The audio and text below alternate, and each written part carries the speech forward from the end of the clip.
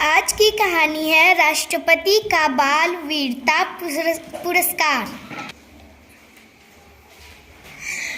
अयान को बाल वीरता के लिए राष्ट्रपति पुरस्कार मिला था। यह पुरस्कार प्रतिवर्ष ऐसे साहसी बच्चों को दिया जाता था जो मानवता के लिए अपनी जान पर खेलने से भी नहीं डरते थे। अयान को माननीय राष्ट्रपति ने जब वीरता पुरस्कार दिया तो खुशी से उसकी आंखें नम हो गई। उसने कभी सपने में भी नहीं सोचा था कि इस गणतंत्र दिवस के वैभवशाली समारोह में उसे भी पुरस्कार मिल सकता है। अयान के माता पिता ने जब उसे पुरस्कार लेते हुए देखा तो उन्हें लगा जैसे उसकी आंखें भीड़ से उन्हीं को ढूंढ रही है।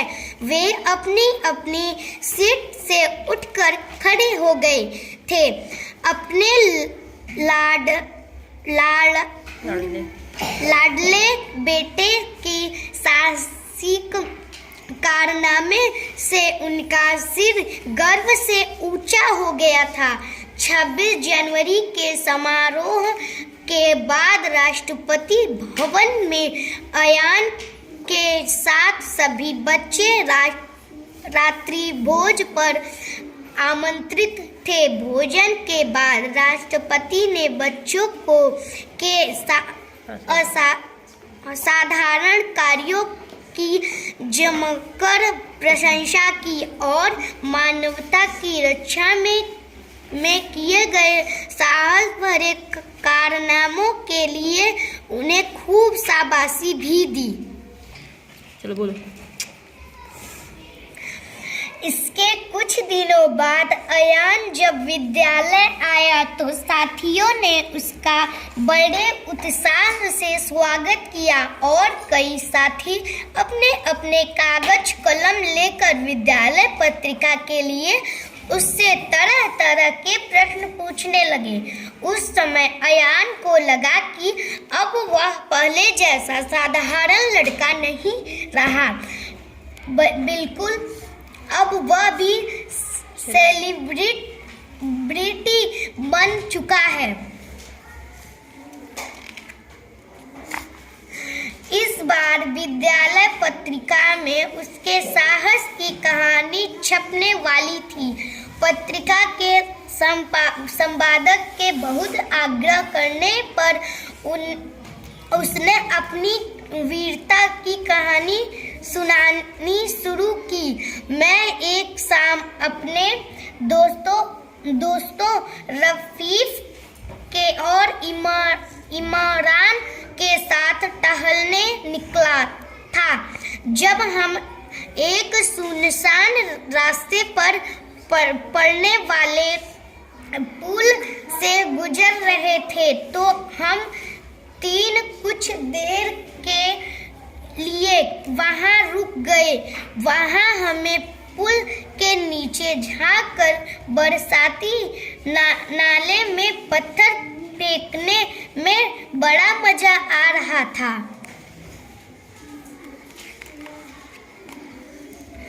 पत्थर और कंकड़ियां फेंकते फेंकते अचानक मेरे दोस्त इमारत ने देखा कि वहां दो आदमी एक चमड़े के बैग से सफेद रंग के पाउडर का पैकेट निकालकर उसे चूग रहे हैं और कुछ जांच पड़ताल करने की कोशिश कर रहे हैं। यह देखते ही रफीक वहां से डर के मारे रफ्फू चक्कर हो गया। उसे लगा कि वे लोग कोई चोर डाकू हैं जो हम पर हमला कर देंगे।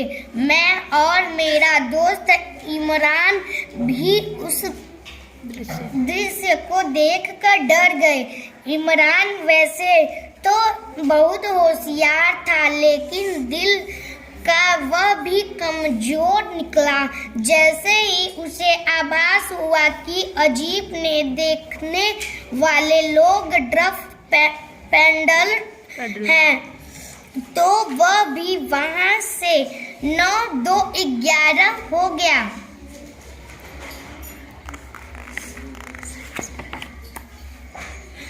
मुझे भी वे लोग ड्रग पेडलर जैसे जान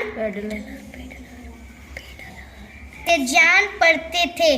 कुछ बच्चों तो पुलिस के नाम से ही भाग जाते हैं, लेकिन उसी समय मैंने तय कर लिया था कि मैं डरपोक नहीं हूँ। और फिर मेरी सहपाठी रजिया के पापा तो पुलिस इंस्पेक्टर थे। वह अक्सर उनकी बहादुरी के किस्से सुनाया करती थी।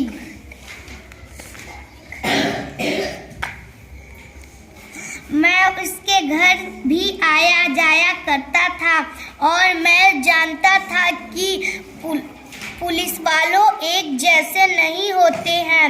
रजिया के पिता बड़े बहादुर और ईमानदार पुलिस इंस्पेक्टर हैं। मैंने सोचा कि क्यों ना उन्होंने इस जगह पर बुला लूं। मैंने जब अपनी सहपाठी रजिया के पिता इंस्पेक्टर अनवर खान को फोन किया तो उन्होंने कहा, देखो बेटा, संभल कर रहना, कहीं ऐसा ना हो कि वे तुम्हें कोई नुकसान पहुंचा दे। मैंने कहा, आप मेरी चिंता न करें, बस आप जल्दी से आ जाएं।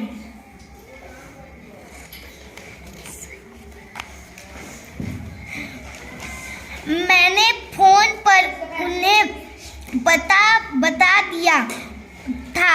उसी दौरान मैंने अपने मोबाइल फोन से छिप कर कई तस्वीर खींच ली थी। मैंने आखिरी बार उनकी तस्वीर ले रहा था कि अचानक उनकी नजर मुझ पर पड़ गई। उन्हें शक हो गया कि मैं उनकी जासूसी कर रहा हूँ। जैसे ही यह ख्याल उनके मन में आया, उनमें से एक ने मुझे बहुत ही गुस्से से भरी आवाज में रुकने के लिए कहा और वे पुल के नीचे की पथरीली और उबड़-खाबड़ चढ़ाई करते हुए मेरे ओर तेजी से दौड़। मैंने तुरंत अंदाजा लगा लिया कि वे मुझसे मेरा मोबाइल फोन छीनना चाहते थे, क्योंकि उसमें उनके खिलाफ सबूत थे। लेकिन मैं उन्हें चकमा देकर पुल के दूसरी तरफ की रेलिंग के ऊपर से कूदकर वहां घनी हरी झाड़ियों में छिप कर बैठ गया। वे दोनों लगभग 15 से 20 मिनट तक मुझे ढूंढते रहे, लेकिन उसकी सारी कोशिश बेकार रही। एक बार तो मुझे लगा कि अब मेरा काम तमाम हो गया है, क्योंकि वे मेरे बिल्कुल पास खड़े थे। उनके कीचड़ में सने जूते मुझे साफ दिखाई दे रहे थे, लेकिन जब वे किसी भी तरह से मुझे ढूंढ नहीं पाए तो फिर मुझे डराने के लिए हवाई फायरिंग करके मुझे जान से मार देने की धमकी भी देने लगे। लेकिन कहते हैं ना कि जाको रखे साइया, मार सके ना कोई। दोनों मेरा बाल भी बाका नहीं कर पाए और देखते ही देखते पुलिस वैन के सायरन की आवाज सुनकर उनके होश उड़ गए। अचानक पुलिस के आ जाने से वे दोनों बहुत ज्यादा घबरा गए उससे पहले कि घबराहट में वे इधर उधर भागते, सिपाहियों ने आकर उन्हें घर धर दबोचा था। मुझे उस समय अचानक ईश्वर की याद आई। कितना दयालु है मेरा ईश्वर। मैंने मन ही मन ईश्वर का ध्यान किया। उस शाम मेरी सहपाठी रजिया के पिता इंस्पेक्टर अनवर खान ने मेरे घर आकर बताया कि उन दोनों के पास से 2 करोड़ रुपए हेरोइन पकड़ी गई है। वे इन ड्रग्स को भारत के विश्वविद्यालयों में भेजने वाले थे। यह सुनकर मुझे अपने कारनामे पर विश्वास ही नहीं हो रहा था। इंस्पेक्टर अनवर खान ने मुझे यह भी बताया कि इस घटना से एक खतरनाक साजिश का पर्दाफाश हो गया है।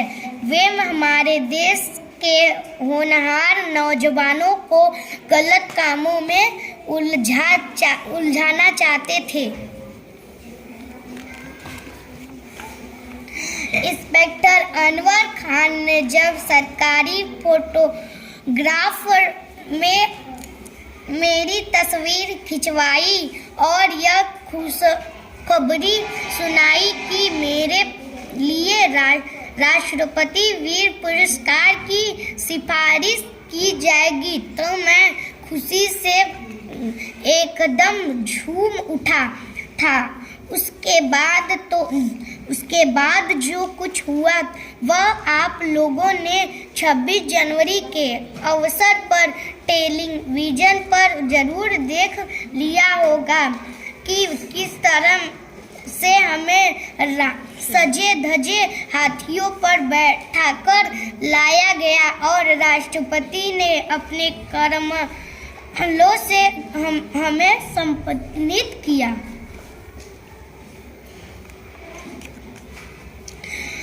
तो दोस्तों, अयान के पत्रिका के संपादक और संवाददाताओं को अपनी ओर आकर्षित करते हुए अपनी बात के अंतिम वाक्यों को ठहर कर बहुत ही प्रभावशाली ढंग से पूरे किया। वह दिन है और आज का दिन मैं अपने अंदर आए परिवर्तन को स्पष्ट महसूस कर रहा हूँ। मनुष्य अगर चाहे तो नहीं हो सकता, क्या नहीं हो सकता, बस जरूरत इस बात की है कि हम हिम्मत से काम ले या रखिए। साथियों, साहस की हमेशा जीत होती है।